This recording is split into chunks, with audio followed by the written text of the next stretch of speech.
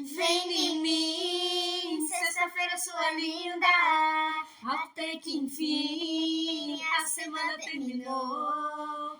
Vem em mim, sexta-feira sua linda, eu tô feliz porque fim de semana começou. Oh, oh, oh, oh, oh, oh. Fim de semana começou.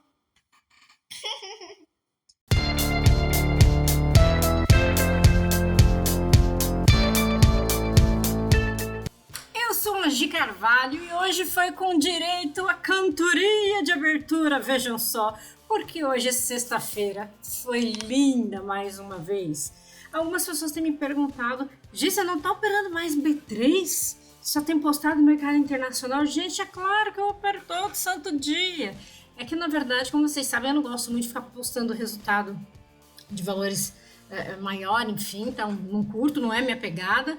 E eu tô mostrando o internacional para as pessoas verem que mesmo operando pequenininho, é possível ter ganho. Eu tenho entrado com um microlote, 2 às vezes para fazer parcial, bem pequeno. Então, assim, mostrando que é possível ter ganhos também, operando com a mão pequena, ali com frações mínimas, né? Igual em Nasdaq, que eu entro com 1 ou 2 microlotes, BTC também. Hoje mostrei de Tesla, que é super baratinho para operar as ações. Então, qual que é a intenção em ficar mostrando para vocês?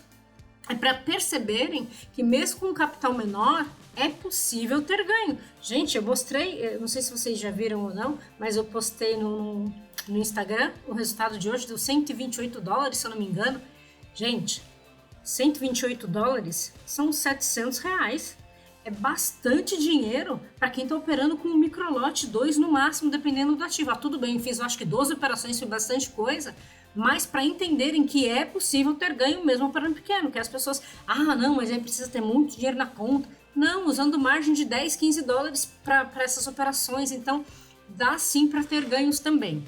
Mas sigo aqui todo santo dia, operando o meu amado mini índice, como sempre. Ele é chatinho, mas eu sou gamada nesse mini índice, eu não vivo sem ele. Por enquanto, né, a liquidez dele me estressa todo dia, mas seguimos por aqui. Então vamos falar aqui hoje rapidamente de como foi a movimentação no mercado.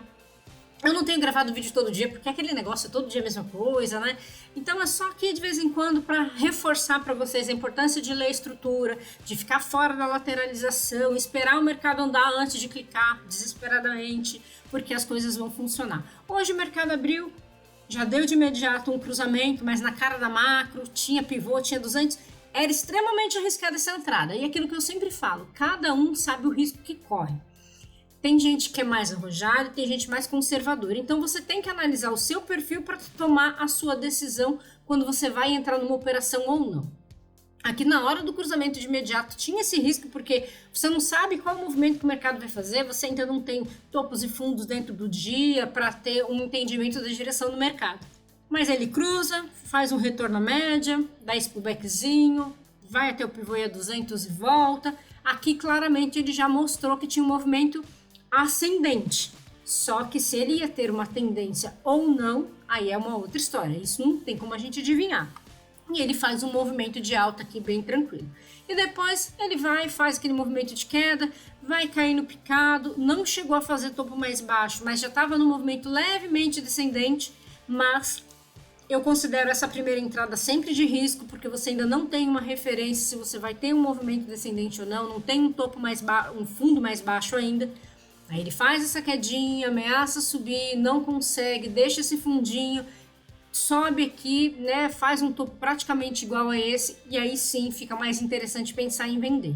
Só que, de novo, você tem média macro ali no caminho, tudo é para decisão na tomada de entrar ou não nesse trade. E depois disso o mercado dá uma lateralizada, mas claramente fazendo movimento descendente. Então, aquilo que eu sempre falo para vocês, primeira coisa, olhar a lateralização para ficar fora dela. Tem que esperar sair da lateralização, testar para depois voltar. Ele faz isso. Aqui ele tem uma microlateralização, né, um caixote num período ali mais curto. Ele sai desse caixote, volta para a região do caixote. Eu até postei no grupo de alunos, é que eu não estava nessa conta aqui. Mas deixa eu replicar aqui o que eu desenhei lá para eles. Eu fiz 2 retângulos, porque nós tivemos 2 momentos aqui de consolidação ou de lateralização. E aí, deixa eu colocar aqui. Para a gente entender quando a gente deve ou não fazer as nossas operações. Opa, vamos esticar aqui. Então aqui, nós tivemos 2 momentos. Ele ficou aqui lateral. Aí ele saiu dessa lateralização, voltou para o caixote, não entrou e deu esse pullbackzinho aqui. Não andou muito, ó, pagou um pouco mais de 200 pontos e já ficou no range travado de novo. Quando ele sai, eu até falei para os alunos, eu não considero essa saída uma saída interessante. Eu acho que esse movimento ainda foi muito curto, apesar que ele saiu, voltou e entrou para o caixote, então não tem o que fazer. Não dá para considerar aqui que ele deu uma oportunidade, porque é o que eu falo, não opero rompimento, eu espero o teste. Aqui ele sai, mas quando ele volta para dentro do caixote. Então não tem por que eu pensar em fazer nada. Só que claramente no movimento descendente. Então eu vou dar preferência em fazer vendas, né? E não fazer compras. Esperar um melhor momento para fazer venda. E aqui, olhando pelo micro, esse momento não aconteceu. Lembra, estou falando para quem opera pelo 11. Ó, se a gente estica aqui, ele tentou escapar, andou bem pouco, voltou para dentro da região do caixote e não conseguiu se afastar, e entrou, subiu, bateu aqui e só depois ele fez um afastamento. Então aqui quando a gente olha pelo 11, ele ficou nessa lateralização o dia inteirinho. Quando a gente vai para rencos maiores, essa movimentação ela é muito mais limpa, então fica muito mais fácil fazer entradas a favor da tendência, que foi o que eu fiz hoje. Hoje eu fiz a primeira entrada de compra pelo 18, então eu fiz esse movimento de compra e depois eu fiz vendas de pullback do 25. Eu fiz vendas de pullback. Por que eu fiz vendas de pullback? Porque estava claramente o mercado lateral, consolidado, lateral não, consolidado em movimento descendente. Olha quando a gente vai para um ranking maior, como fica claro o movimento do mercado. Claro que teve uma banda de Bollinger aqui que eu não posso dizer que eu entrei, né? Como vocês sabem, eu sou chegada numa banda de Bollinger, então eu peguei a primeira venda pela banda de Bollinger. Ele me tirou da compra, como deu a banda de Bollinger, tinha uma distância boa para a média de 21, eu entrei porque eu falei, bom, até a média de 21 paga minha parcial de 200 pontos e depois tá lindo. E foi o que aconteceu. Eu fiz minha parcial e depois ele andou mais um tanto. Aqui, ó, com a subida e com a alta eu já tinha batido meta. Aí depois é só pela ousadia. Aí com a mão um pouco menor, comprometendo menos o ganho. Mas olha só como fica muito mais claro. Cada vez que dá um pullback no 25, o mercado anda um belo movimento. 400 pontos nesse primeiro, esse segundo, mais quase 400 pontos. Esse terceiro, eu confesso que aí eu já não estava mais operando, tá? Esse eu não fiz, mas, de novo, andou mais quase 500 pontos. Então, vê como operar a favor da tendência é muito mais tranquilo. E quando o mercado está naquela lateralização do 11, se você vai para um renco maior, você enxerga isso de uma forma mais clara, fica muito mais fácil fazer as operações dessa forma do que ficar ali no 11, naquele vai e vem. Porque você entra, ele vai contra, te stopa, o stop é curto, então fica muito mais inteligente olhar num renco maior, porque você vai ter claro como vai estar essa movimentação. Pô, tá ascendente? Por que eu vou pensar em comprar no 11R?